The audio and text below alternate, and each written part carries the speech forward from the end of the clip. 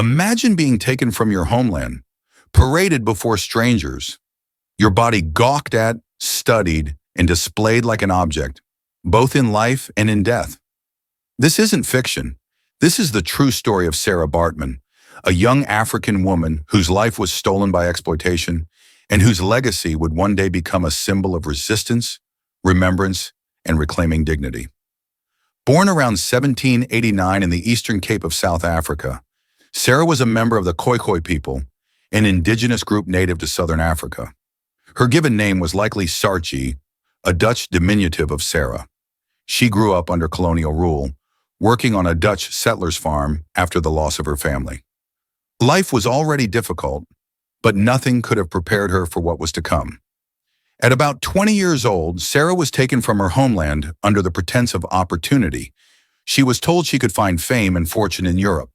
But when she arrived in London in 1810, the truth was devastating. She was displayed in freak shows as the Hottentot Venus, a cruel nickname used by Europeans to mock her appearance. Sarah had steatopedia, a natural physical trait common among Khoikhoi women, but in Europe this was exoticized and fetishized. She was paraded nearly naked before audiences, made to dance and perform while people gawked and laughed. The exploitation didn't stop in England.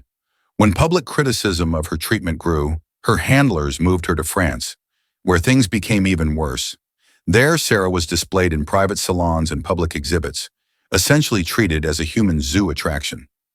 Scientists, including Georges Cuvier, used her as a subject of study, claiming she was evidence of racial inferiority. She was examined, measured, and further dehumanized, robbed of her privacy, agency, and humanity.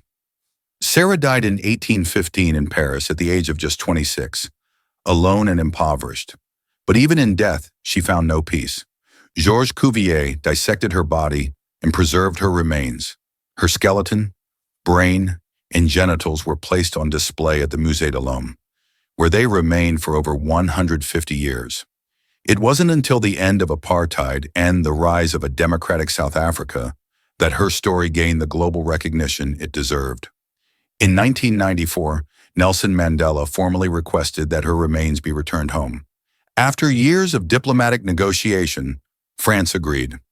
In 2002, nearly 2 centuries after her death, Sarah Baartman's remains were finally returned to South Africa. She was laid to rest in the Gamtoos Valley, not far from where she was born. Her funeral was marked with ceremony, mourning, and pride. It was not just the burial of a woman, it was the symbolic return of a soul stolen by colonialism. Today, Sarah Baartman's story is taught across the world, not as a spectacle, but as a tragic lesson, a reminder of how racism, sexism, and imperialism can strip a person of their identity, but also how memory and justice can restore dignity to the oppressed. Sarah Baartman was not a freak, not a curiosity, not a scientific specimen.